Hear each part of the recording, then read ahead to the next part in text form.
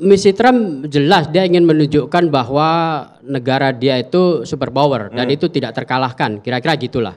Kan itu yang selalu ini kan. Jadi ada post power syndrome kalau Amerika itu kalah dengan negara lain. Nah, itu yang menurut saya satu hal yang ini sulit untuk diakui oleh Trump gitu. Gitu. Tapi di luar itu saya ingin mengatakan bahwa kan Trump ini kan mencitrakan diri sebagai orang yang religius gitu ya, bahkan cenderung agak fundamentalis kira-kira gitu. Tapi justru dari situ saya ingin mengingatkan kepada dia gitu, dua-duanya juga terhadap Israel juga. Kan Trump itu kan latar belakangnya evangelis. Nah, kalau dalam ajaran Alkitab itu kan gini, berbahagialah mereka yang meniti jalan damai karena akan disebut oleh Tuhan sebagai anak Allah kan itu. Kalau dalam Alkitab kan begitu. Nah, semoga ayat itu bisa menjadi inspirasi bagi Trump untuk mengingatkan diri dia sendiri. Tapi mungkin bagi seorang Trump terinspirasi dari ayat itu. Karena kan ini seringkali malah jadi pemicu perang kan. Ya kan kita hanya bisa berharap Mas gitu. Ya kan? Enggak ada cara lain gitu. Karena kita sama-sama sepakat bahwa perang itu bukan jalan keluar. Gitu. Mas Pizarro ada komentar soal ini? Ya, ini yang menarik sebenarnya itu kritikan internal terhadap Trump itu juga sudah terjadi para pendukungnya. Atau kita nyebutnya MAGA, kelompok MAGA, Make America Great Again. Ya, seperti itu. Karena kan jualannya Trump itu ketika dia menang ini kan lucu. Dia tuh jualannya sebagai juru damai.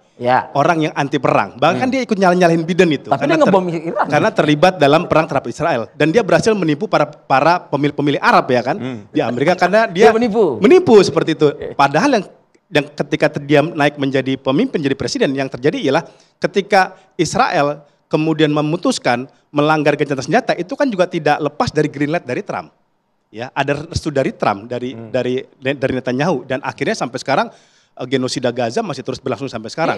Begitu juga Netanyahu tuh tidak mungkin juga berani menyerang Iran tanpa juga restu dari Donald Trump. Ya, jadi inilah yang kemudian di internal Amerika itu juga terjadi gonjang-ganjing yang begitu sangat kuat. Karena pendukung-pendukung Trump itu balik mempertanyakan mana doktrin American First yang selama ini digadang-gadangkan di kampanye. Ini kan doktrinnya simpel aja. Doktrinnya itu ialah fokus pada ekonomi domestik dan juga mengurangi perang di luar negeri. Makanya kan Trump itu kan juga menyetop dana bantuannya kepada Ukraine.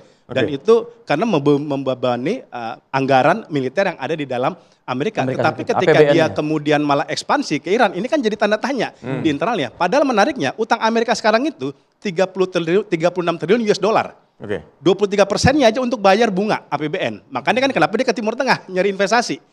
Atas bisikan Elon Musk, kamu nggak bisa terus begini, kalau nggak kita akan disalib sama Cina. Seperti itu. Silakan. Tapi ya mungkin ada satu hal juga yang luput dari kita ya. Ini perang ini kan di balik itu juga ada bisnis senjata ya. Dan itu sebagian besar kan dipasok oleh Amerika dan Eropa. Ya, terutama Spanyol ya. Spanyol itu kan mendominasi pasokan senjata ke berbagai negara. Ini juga tidak bisa kita abaikan gitu. Suka tidak suka, di balik perang ini ada bisnis senjata yang menggiurkan juga cuannya. Gitu. Nah, inilah yang perlu kita cermati. Lalu yang kedua, berarti suplai senjata terhenti dong berarti kalau gencatan. Atau perang usai gitu misalnya. Betul kan, berhenti hanya sementara. Sebentar lagi kan bisa perang terjadi gitu. Kenapa bisa berlanjut? Karena gini, Iran itu sudah memberikan warning bahwa dia akan keluar dari NPT. Nah, artinya kalau dia keluar itu dia bebas mengembangkan senjata nuklir. Nah, ini kan juga problem buat kita semua gitu. Ancaman terkait dengan perang itu enggak hanya berimbas kepada Iran dan negara-negara di sekitarnya, tapi juga sampai di Indonesia. Kan Iran itu punya ini ya, Teluk Hormuz itu. Itu adalah pemasok minyak 20% di seluruh dunia. Nah, kalau itu tidak lagi sampai ditutup misalnya, maka itu imbasnya sampai Indonesia. Ada analis yang mengatakan imbas itu akan berakibat kepada kenaikan minyak di Indonesia 20-30%. Nah, tentu ini akan berimbas kepada masyarakat luas. Ekonomi juga. Betul, gitu. Karena itu bagaimanapun Indonesia, meskipun jangankan Indonesia ya, PBB aja kan nggak didengar oleh Amerika dan juga Israel. Tetapi menurut saya Indonesia harus terus menyuarakan bagaimana perang itu bisa dihentikan. Caranya gimana? Indonesia nggak bisa sendirian, dia harus bekerja sama dengan OKI misalnya. Kan OKI salah satu yang mengutuk soal perang ini gitu ya. Lalu negara-negara Arab di Timur Tengah. Nah selama ini kan sebagian besar dari mereka kan diam melihat ini. Ya karena mereka mungkin hanya bersikap parsial saja ya. Iya betul, pasif. Nah Indonesia harus memerankan itu supaya perang ini bisa ya mungkin kalau tidak bisa dihentikan ya bisa inilah gencatan senjata ini bisa berpanjang gitu ya. Silakan, Mas ini Ade. karena ini mumpung ini disebut, tapi Indonesia juga saya rasa harus mengikuti narasinya Iran, ya. Dia hanya mau berhenti perang kalau orang-orang Palestina itu tidak lagi diserang.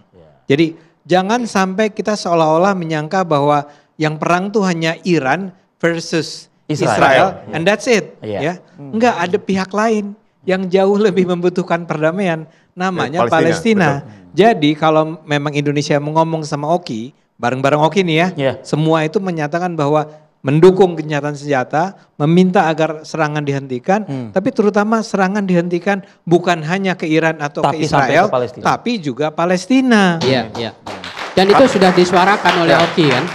Ya, gini, yang menarik adalah ketika di forum NATO, Trump ini justru bilang memprediksi bahwa perang ini, gencatan senjata ini akan berjalan singkat dan perang akan kembali terjadi antara Iran dengan Israel. Tanggapan Anda? Ya, saya duga itu karena dia melihat nih, bahwa ini dua-duanya keras kepala, ya, bahwa baik Israel maupun Iran.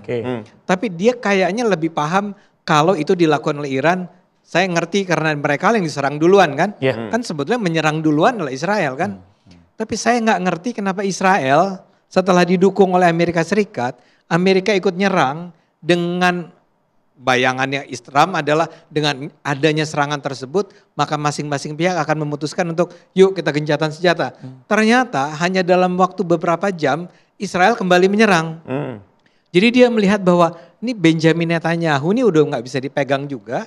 Sementara Iran ya, begitu dia melihat adanya indikasi bahwa perang akan dilanjutkan, dia akan perang habis-habisan. Dan Iran ini adalah sebuah negara yang dari tahun 79 ini kurang mengalami petaka apa sih? Perang tahun 79 ya, lawan Irak, bagaimana diembargo oleh negara-negara besar Amerika Serikat. Mereka udah biasa hidup susah and they survive. Mereka berhasil. Bayangin senjata-senjata yang mereka miliki itu dengan mudah, bukan nggak dengan mudah, itu berlebihan. Itu berhasil menembus Iron Dome dan menghantam Tel Aviv. Itu orang Israel mana kepikir itu bisa terjadi. Jadi menurut saya Trump udah lihat, ini kalau Israelnya masih keras kepala nih, Iran gak akan berhenti untuk dengan berperang. Adanya serangan yang menambah lagi jumlah korban lebih dari 60.000 ini dilakukan oleh Israel pada saat gencatan antara mereka dengan Iran ini, Iran menambah semangat untuk menggempur lagi Israel saja habis-habisan gak kira-kira? Menambah semangatnya dalam arti begini, untuk pertama kali mereka melihat bahwa kita tuh kuat loh ternyata ya. Kan selama ini kepercayaan diri ada. Kepercayaan diri dan orang-orang rakyat sipilnya itu kalau perlu kami mati untuk ini dan kami siap untuk itu kan. Ini yang tidak pernah terbayangkan oleh Israel dan